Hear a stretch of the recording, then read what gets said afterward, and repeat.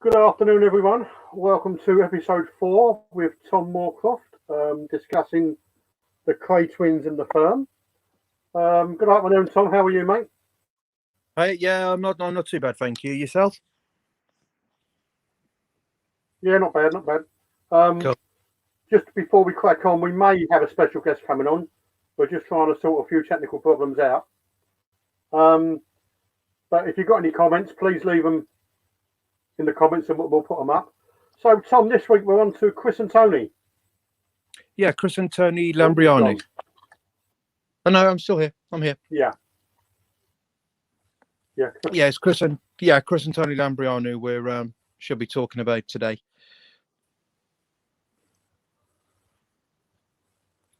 So Chris was 3 years older than Tony, is that correct? Chris was the older brother? Yes, that's correct. Chris is the older brother of him and Tony. Quite a nice guy as well, from what I can gather. He does a lot of bits for charity. Yeah. So yeah, he actually. So, as we all know, that Chris and Tony were, shall we say, ordered, along with Ronnie Bender, to get rid of the body of Jack the Hat. Yeah. And evidently, as they was driving through the Blackwall Tunnel, they lost one another. Yes, and the car actually broke down as well at one point. They did, because Jack the Hat was such a tall bloke. They did try to put him in the boot of the car, and that didn't work. Like I say, because he was actually a tall fella, so we actually ended up on hunched up in the back seat of the car instead. So was he actually sitting up or just sort of thrown in there? From what I can gather, he was actually just thrown in. Right. So, as it's been documented, he was left outside the church. So there was the Chris and Tony and Ronnie Bender that was involved in that, yeah? Yeah, it was Ronnie Bender, as well as Chris and Tony themselves, yeah. I was doing a little bit of I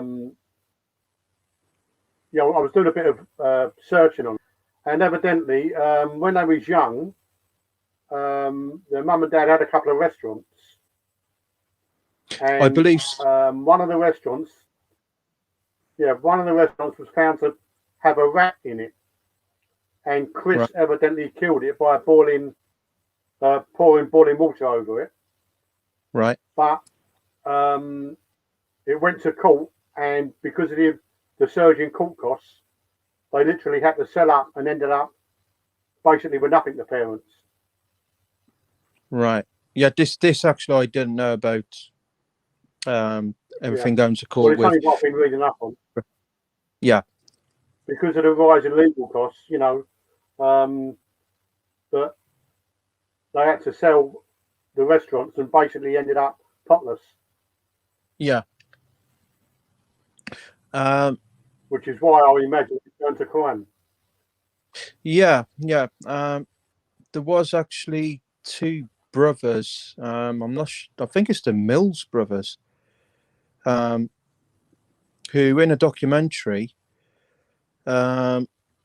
basically turned round and said that Chris and Tony, before they got involved with Ron and Reg, were two-bit meter thieves.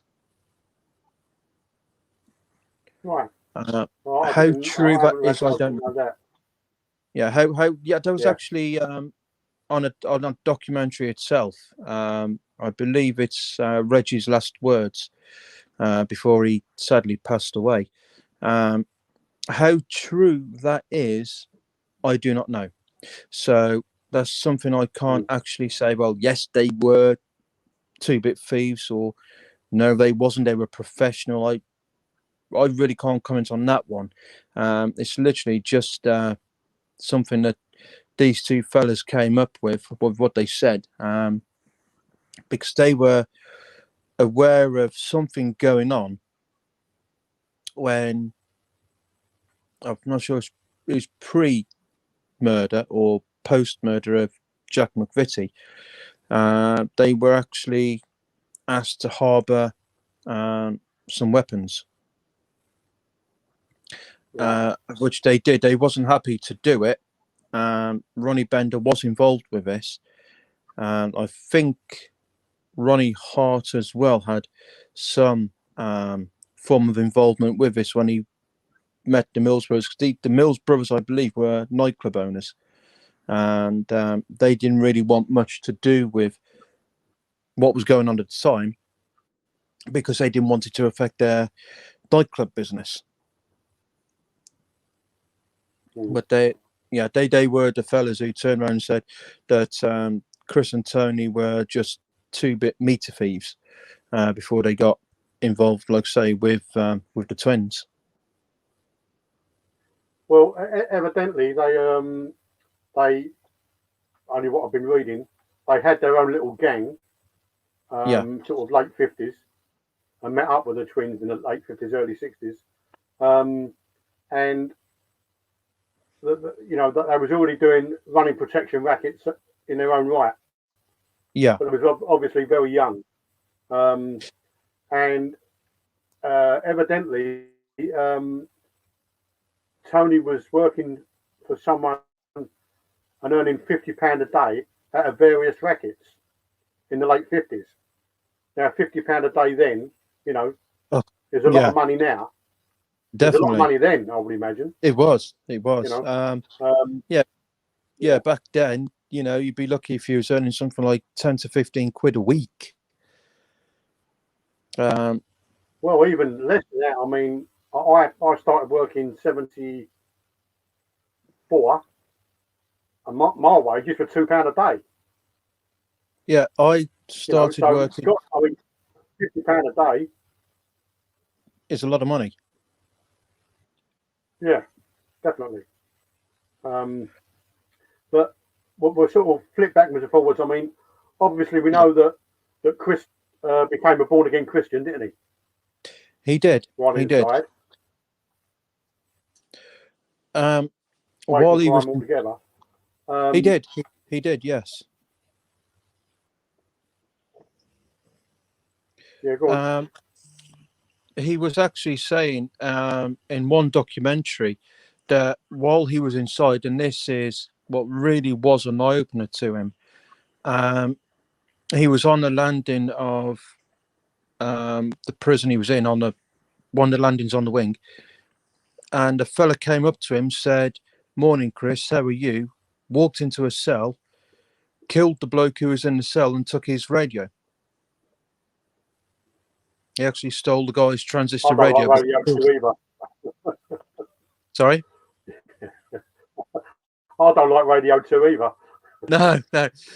He literally went into this fella's cell and killed him just for his radio. No, Chris even said. Sorry. Yeah, I suppose if you're inside and you're doing life as in 30 years. Yeah. Then you've got no. You're not worried about another year being put on or whatever for whatever reason, because there's nothing to look forward to anyway. No. It's not like nowadays when you get life and you're out in 7 years, 8 years. Yeah. I mean, we all know that the 30-year sentence and even the 15 years to the brothers were, a sign of the government making an example of them. Exactly. Which is why they never got parole, I would have thought. Yeah, exactly. Yeah. It was exactly the same with the great train robbers as well. They were given high sentences just to make an example of them. But as we all know, people who agree with us.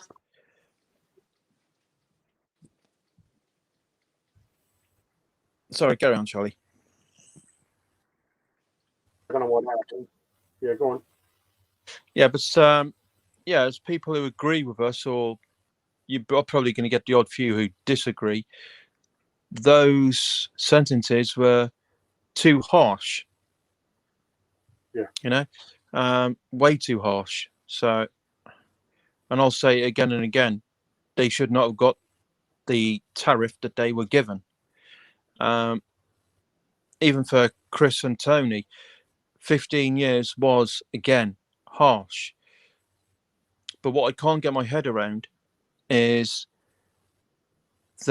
Chris and Tony were given life sentences for murder. Yet, they did not commit the murder. They did not physically do it. They just disposed of the body. So they should never have been given life for murder. They should have been given a much lenient sentence for accomplice to murder, which carries which carries it carries a much lesser tariff, and it not necessarily will give you a life sentence. Well, the strange part about that is that the twins got 30 years for murder. Yeah. And they also got 15 years for murder. Yeah. Even though, once they all turned Queen's evidence and whatever, it was a known fact that, all they'd done was got rid of the body, which, it wasn't right. Don't get me wrong. No. But, it's strange the way it happened. I mean, who nowadays gets 15 years in prison? Very rarely. Yeah, exactly. It was a very complex case. Even the twin solicitor said it's very complex. But 15 years for just getting rid of a body and not actually committing the crime, not actually doing the deed, is biased and unjust. However, and I really don't know how Melford Stevens was allowed to get away with this. He even said in his own words, yes, I am biased. I am biased towards this case, which he shouldn't have been. He should have been impartial. Yeah. So really, that case, with the words that he said in that case, that should have gone for a mistrial.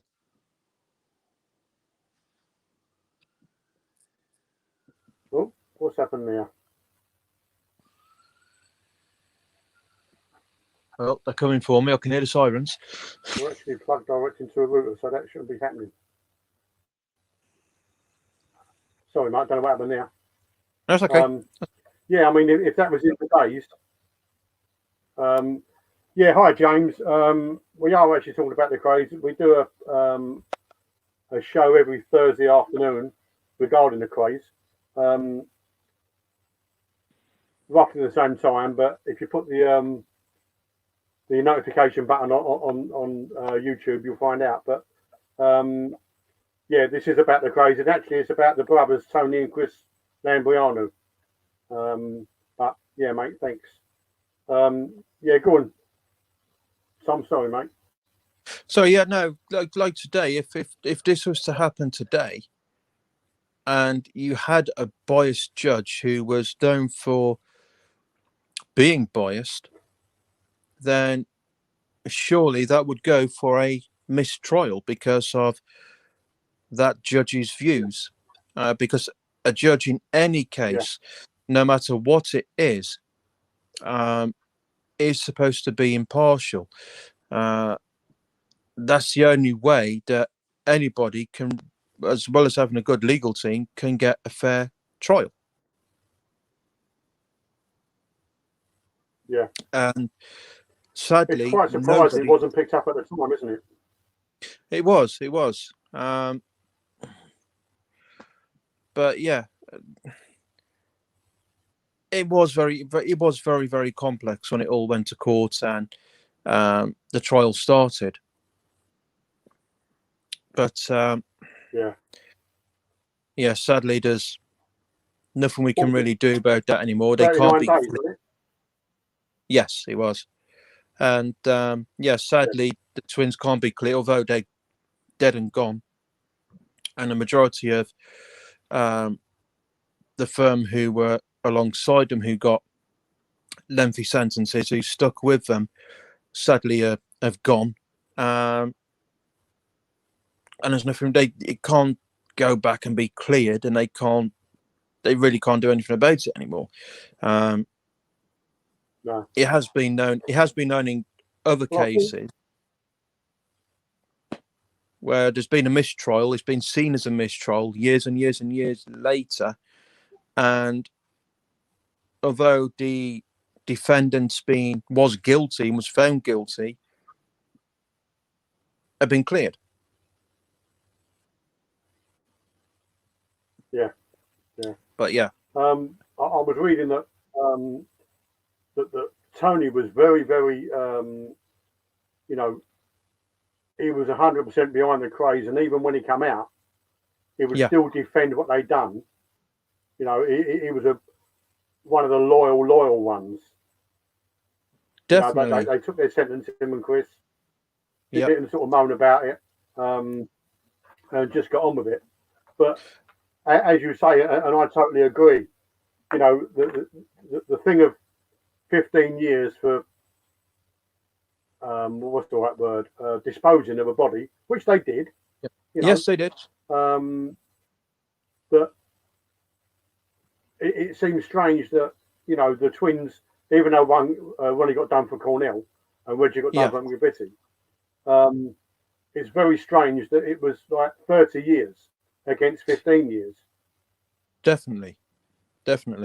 I thought that was harsh.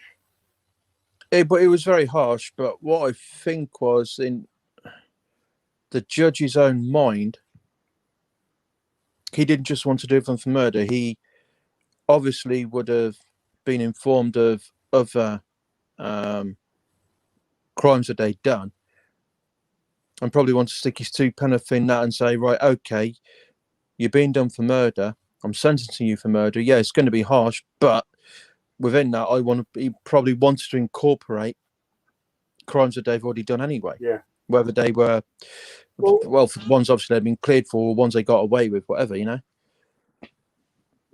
See, nowadays that would be classed as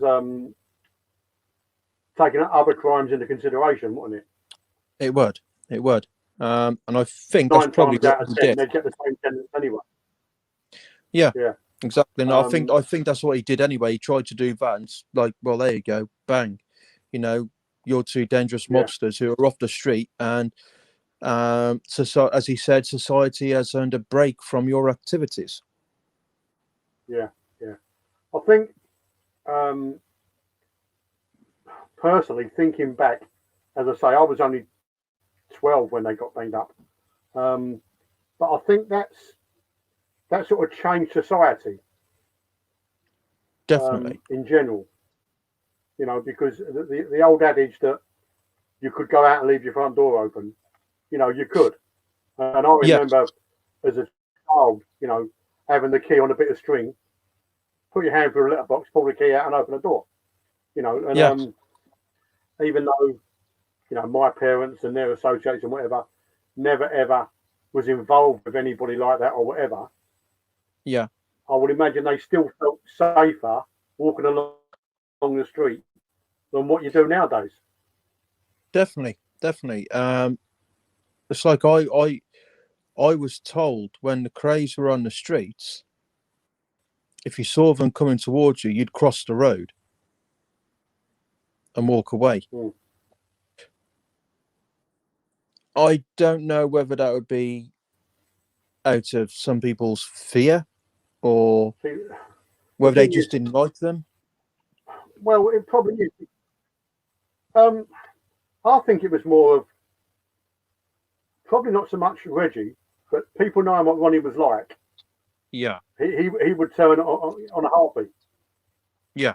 On the flip of a switch. So that I would have thought would go through people's minds. Definitely. Yeah, people knew what Ronnie was like, and as you say, he could just turn like that. but when on his medication, he could be a decent, nice guy. It's only when he was off his meds. Yeah, but if you're walking down the street, you don't know whether he's on his medication or not. That's the problem. Exactly. So it's the risks really that anybody ever took. Yeah. And as I said before, and I'll say it again, the elderly, women, and kids were untouchable. He wouldn't do anything to elderly people, to women, or to kids. So they were safe. They were a no-go. Same in Reggie's eyes. But yeah, if he was a child at the time, then, you know, or he was an elderly person or a woman, you could be approachable to Ronnie. Ronnie could approach you and everything would be fine. A family member of mine, well, extended family member of mine, just deviating slightly, met Ron and Reg when he was a child. And at the time he was with his father, and his father actually decorated one of their nightclubs. Bill was actually a painter and decorator back in the 60s. And yeah, his son Billy said he can remember him and his father being in the street, and at the same time Ron and Reg were in the same street, and they both approached Bill Senior and Bill Junior, and no problems. You know, everything was fine. Like I say, his father did actually decorate one of the clubs. I can't remember which. Then again, it was very vague, the descriptions that I was given. But yeah, he said he could remember that, and he can also remember Ron and Reg walking down the street, bold as brass, not giving a shit what the police thought of them, even though the police were keeping an eye on them and wanting to talk to them. Yeah. I think that, remembering back to my childhood, I mean, well, even as a young adult, I've said before on here that, you know, I sort of remember that the etiquette of the day was, you know, you can't touch a policeman and you can't touch a child. No. Once you're inside, they will, you know, give you a good idea. And deservedly so. I mean, you know, definitely, at the end of the day, whether you like the police or don't like them, you can't live with them and you can't live without them. We have to have police, whether you like it or not. Exactly. That is very true. And I did have a bad experience with a couple when I was a kid. I'll probably be around the same time that the twins had their first troubles with the police. And I'd actually done nothing wrong. I just was in the wrong place at the wrong time and came across a stroppy copper. And I was on a push bike and he said, get off it or I'll knock you off it. And at the time I'd go be about 11 years old. So you're talking around about 91, 92. So yeah, I can understand why some people don't like the police, and I can understand why Ron and Reg gave one a slap, which is documented. Reg said a couple got punched by Ron, and I can understand why, especially if that couple was stroppy towards him, and Ron being unstable on his mind, being unbalanced, he would have taken it as a threat if his copper had said something out of terms. So he smacked him on. But yeah, that I can actually understand. I can understand why he would have done that. But yeah, sadly we slightly deviated there away from. Evidently, Tony got his first conviction in 1960. Right. And in 62, he got his first prison sentence of 18 months for stealing a car. Yeah. You know, so but they was all, you know, at the time that they was all into their own little bits anyway. Yeah, yeah, definitely. There's also I don't know if you've seen the a video. There's a podcast um, about Bobby Cummins. Now, he was Yeah, involved with the Krays, but he, he was an armed robber at 16. yeah, yeah. I do remember seeing something like that about Bobby Cummins being involved with crime at a young age himself. Same as Tony and Chris. They did have an involvement in crime, um, but it was nothing major. Not until they got Mm. involved with the disposal of the body of Jack the Hat. That was the only real major thing that they had with the twins. Before then, before they got involved or was introduced to the twins, to Ron and Reg, it was just petty little things. Like, as you say, Chris got done. Not Chris, sorry. Tony got done for stealing a car, which he did 18 months for. But then again, today you get a slap Can you on the imagine wrist. that nowadays? Well, today you get a slap on the wrist for it. Well, you don't even get that, do you? Yeah. Yeah.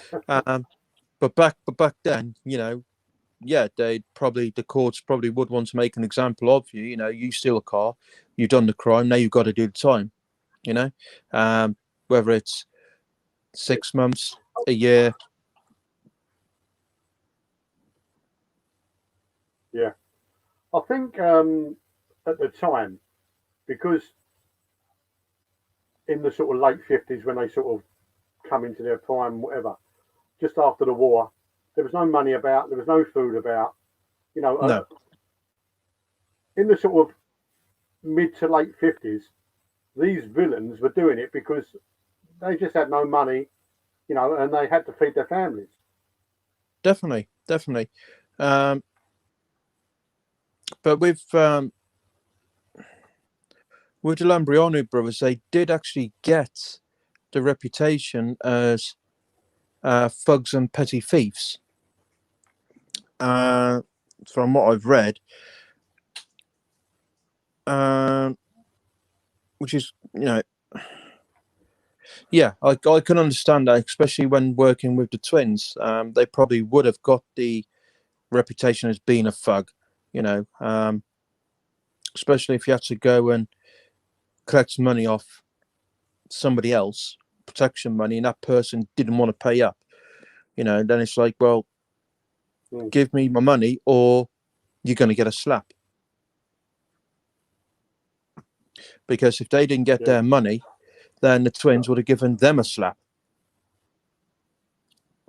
Yeah. See, what I find quite strange is, once again, deviating a little bit from the brothers, but I think it was in the film, was it The Krays, where they went out collecting the protection money, and as members of the firm came back, they was throwing it in a sink and whatever, and taking out their pockets and inside pockets and whatever, and there seemed to be a lot of money. Yeah, so, there was a lot of money. That's what sort of makes me think about how much the twins actually paid the firm. I know we said it was about 15 quid a week, which was a lot of money then, don't get me wrong.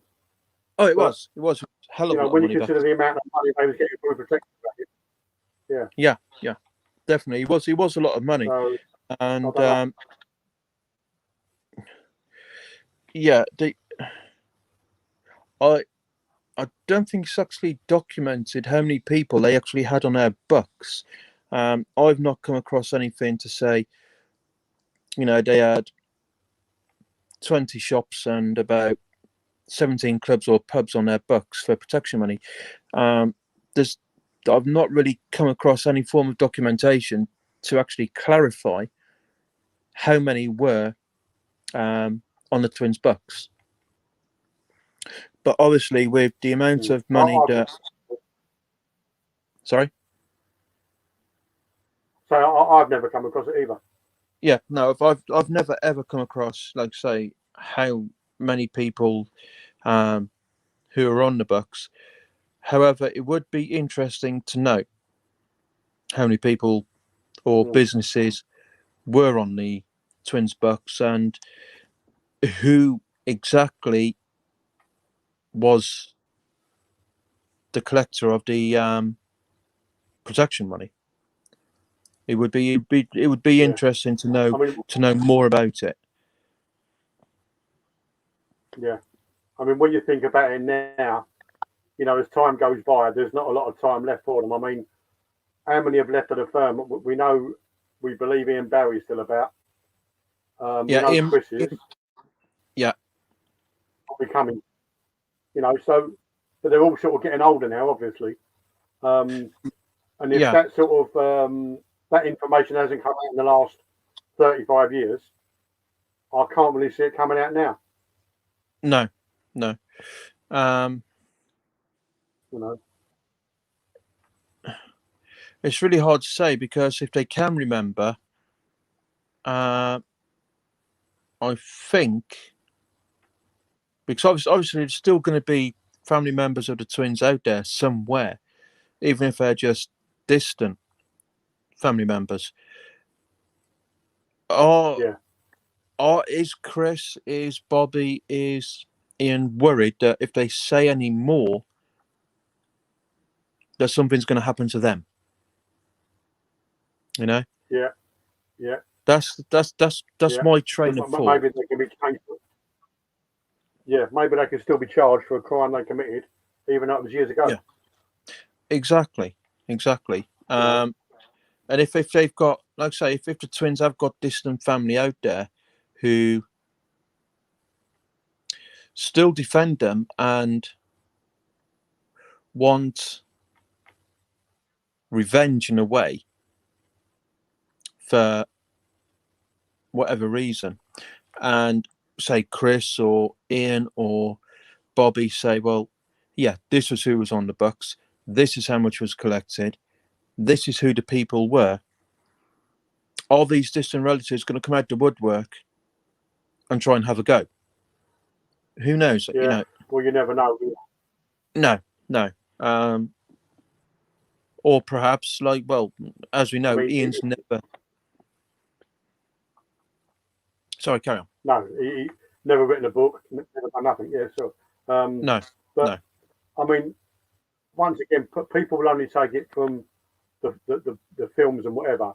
We know there was protection rackets against clubs and pubs. Yeah. We know against car lots, maybe even normal shops. I don't know, but it was sort of easy pickings, wasn't it? Really, I mean, you know, give me X amount, or we're going to turn your shop over. Yeah. You know, there's some sort of you've got no defence against it, really. No. It's like saying about shops. If we go to the film, The Krays, Reg walks into a shop. He leaves Francis in the car outside.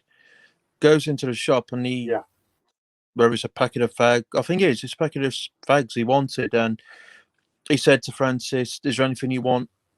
She says no, and he's like, "Well, I'll get you some sweets," which he does, and he goes straight up to the front of the line of the shop, and when he goes to give the shopkeeper money, he says, "No, don't worry about it." And for some reason, we have got bad weather here. Yeah. It's very windy, if you can hear. So I don't know what's happened. Tom will be back with us in a second. Just bear with us. Sorry. No, I'm still here. Can you hear me, Tom? Yes, I can hear you. I am still here. It might be your end, mate, because I'm still on. Right. But while we're waiting for Tom to come back on, if you are watching, if you could please like, share.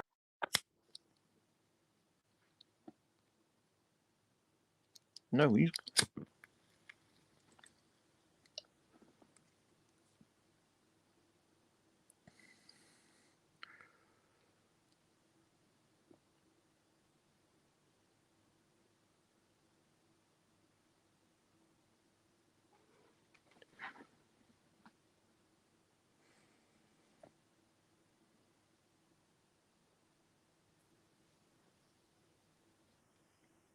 Hello. You hear me? Yeah, you Yeah. actually Don't know what happened disappeared, there, and it mate. was just I me. think and then it went the other way. You disappeared. And it was just me. Yeah. And then So you the weather's disappeared, and bad here I today was like, again. So yeah, that was a little confusing to happen there. yeah. So you were saying about shops Yeah, in the film. yeah. There's actually a scene. It's in the film where Reg is stopped outside a shop in the car. I'm not sure it was a Jaguar or Daimler that he was driving at the time, and he asked Frances if she wants anything, and she said no. And he said, "Okay, I'll get you a packet of sweets anyway. You look as if you could do the perking up."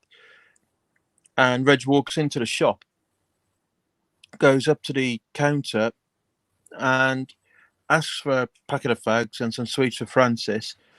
The shopkeeper, out of respect, asks, "How's your mum?" And he said, "Yeah, she's fine."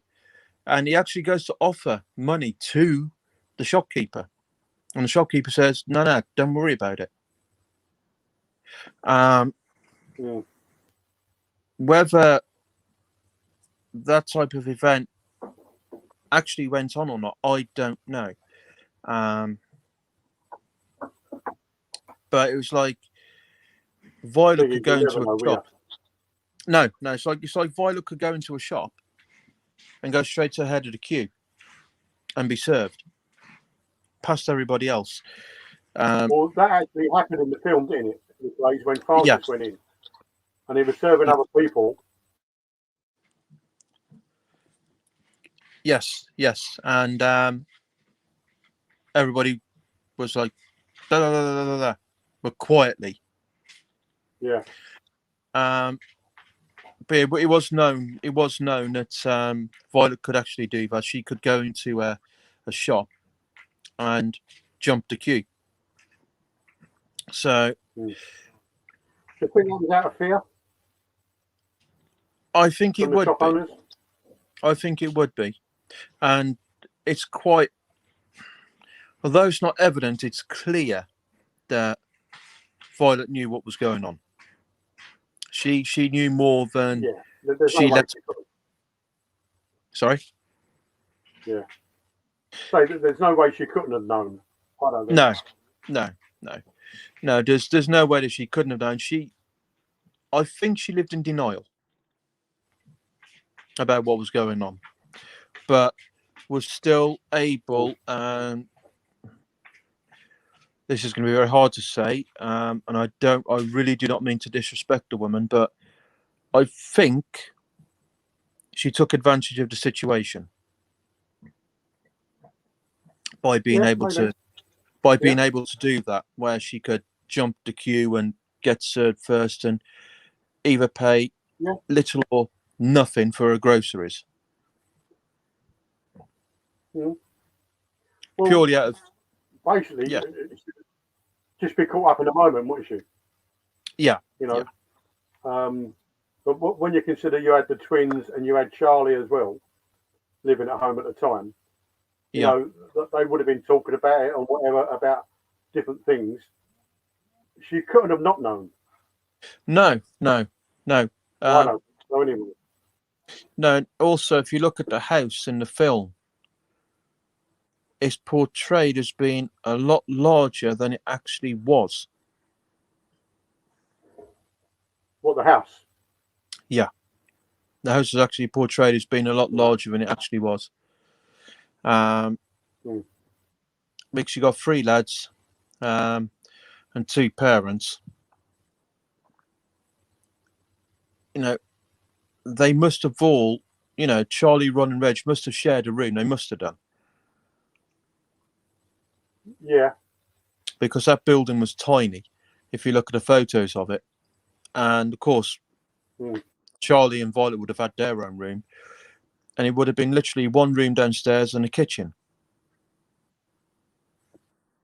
Yeah.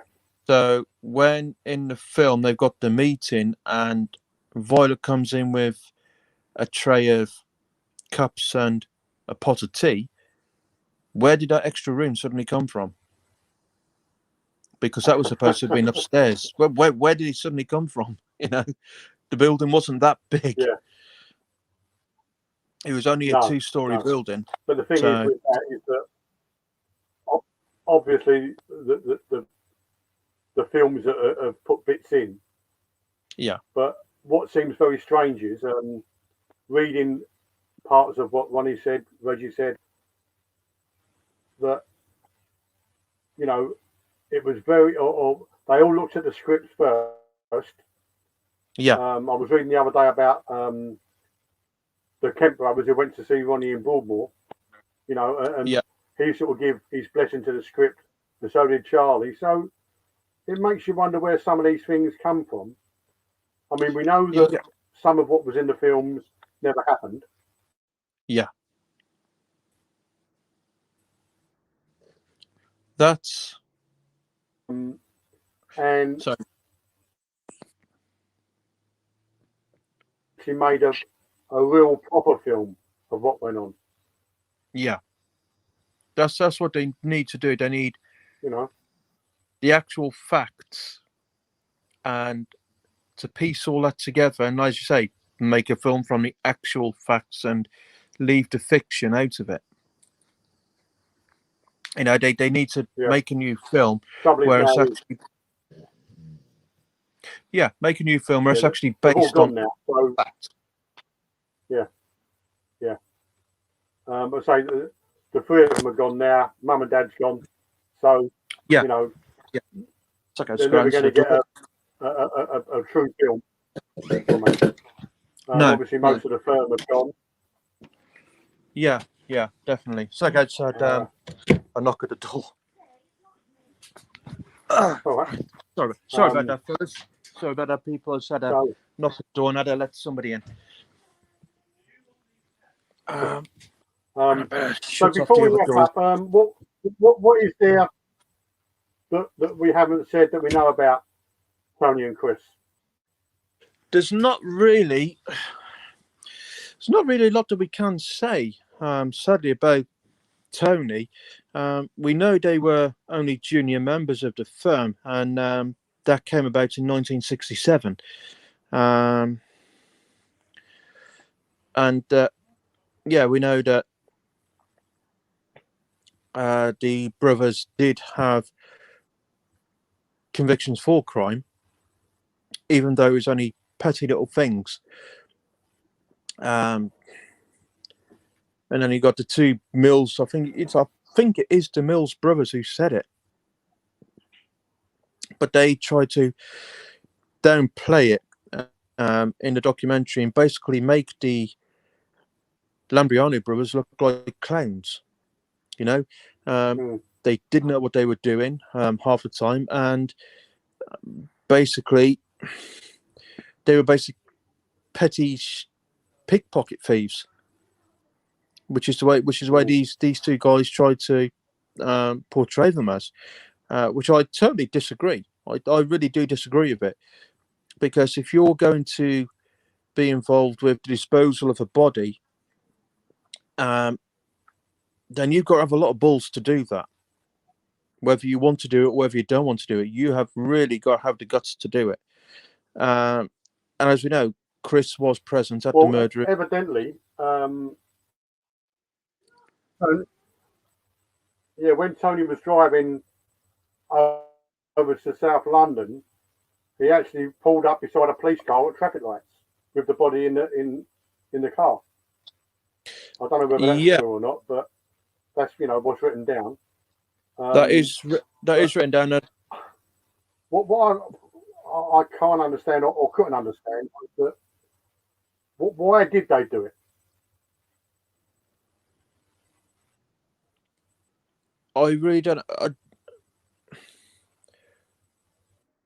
I think potentially whether their family was being threatened, because we know that. Oh, hang on.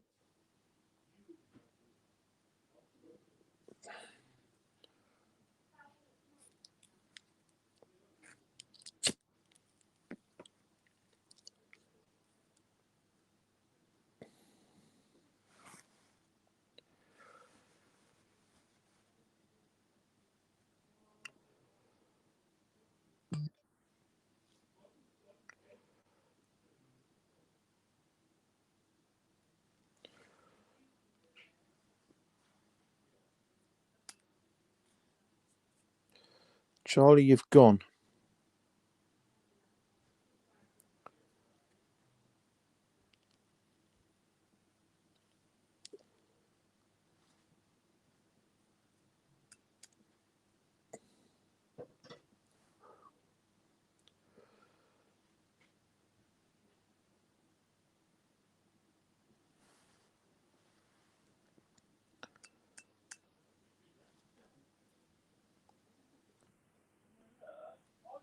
You go, I don't know what's going on So with you come back again. Yeah, so as I was saying, well, why do you think they've done it? Got rid of the body. I mean, do you think it was out of fear of what might happen if they never done it? I think it would have been out of fear. It's like, you do it or we're coming after your family. And obviously, the twins would have known who Chris's parents was.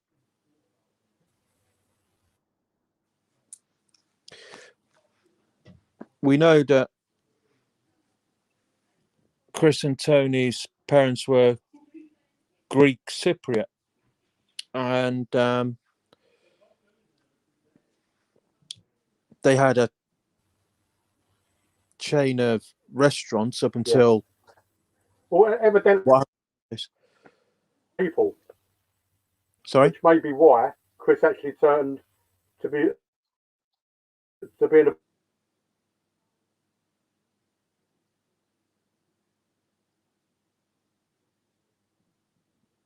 So I think we seem to be having some problems again with connection issues, Charlie. Yeah, we do seem to be having some issue here with connection problems, unfortunately. I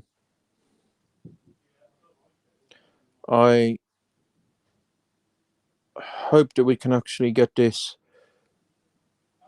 rectified, sorted out.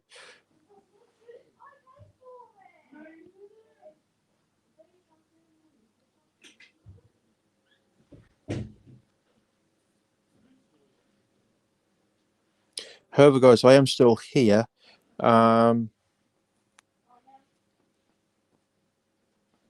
Hopefully Charlie will be back with us soon. Like I said, there does seem to be some form of connection problems here. But what I will say, I do believe what Charlie's saying. Hello. Yeah, I'm just trying to swap over computers, mate. Right, okay. Yeah, I was just trying to tell everybody out there in YouTube land that it looks like we seem to be having a bit of connection problems there. But yeah, I do believe. I'll tell you what we're doing, Tom. Yeah, sorry. What I do believe is so yes, you believe the twins would have known who Tony and Chris's parents were, and they were probably told, if you don't do this, we're coming after your family. We'll come after your parents. We'll come after your other siblings, because there are actually other Lambrianou siblings out there who were Chris and Jimmy, Tony's brothers. Was it Jimmy? Yeah. However, I believe Jimmy's still alive. I'm not sure. I do know that there's a member on Facebook, Facebook member Kelly Lambrianou. I'm sure she is. Yeah, I've seen her. Yeah, I'm sure she's Chris and Tony's niece. But I'm not sure who her father is. I'm not sure which brother to Tony and Chris who it is. But yeah, I'm definitely certain that they would have been told. You don't. Sorry. Yeah, go on, mate. Carry on. Yeah, I do believe that they would have been told, if you don't do this, we're coming after your family, and they would have had the means to do it. Wouldn't be a nice thing to be told. No. but it was documented that although Tony and Chris pulled up in a car next to a police car in a traffic lights, Chris did have a gun on him and was very prepared to use it if needed. Right. That was documented. The thing is, if you've got the balls to drive along with a dead body in the back to get rid of it, using the gun is secondary, isn't it? Really. Exactly. Exactly. What we'll do, Tom, technical problem, so we'll bring it to a head for this week. Once again, mate, thank you very much for your insight. That's okay, no worries. Are you okay for next week to do another two? Yeah, I'm okay to do next week. I will. Sorry. Yeah, another 2 members of the firm. Yeah, that's not a problem. I'm okay to do that. I will also get hold of our guest who could have been with us today, but sadly isn't, as I think she's had some technical difficulties. So I'll be able to guide her through those prior to next week's podcast. So yeah, I will definitely be up for it. So I will speak to our guest, like I say, who sadly isn't with us this week, and go through the technical jargon, and hopefully she'll be with us next week. So I hope. Who should we do? Should we do should we do Leslie Payne? Yeah, we can do Leslie Payne. Yeah. And who else? We've done Ian Barry, we've done George Cornell, we've done the brothers. Ronnie Hart? Yeah, we can do Ronnie Hart. Ronnie Whitehead? Yeah, all right. We'll do Leslie Payne and Ronnie Hart then. Yeah, we'll go for Ronnie Hart and Leslie Payne. Yeah, that sounds good to me. Yeah. And if anything changes in the meantime, then I'll let you know. Yeah, that's lovely, mate. So before we go, thank you very much for watching, everyone. You can get this on Twitter and on Facebook. If we put on there in the next half an hour. Do please like, share, and subscribe to the channel. It does really help, and we need as many subscribers as we can. As Tom said last week, in case you didn't catch it, there will be a merchandise page coming soon, and we do have a little bit of not breaking news now, but there is something else in the pipeline that will be very interesting to everyone that's on a crime page, whether it be Krays, Richardson's, anything, any gangsters in the UK. There's something a bit special coming there, so please bear with us.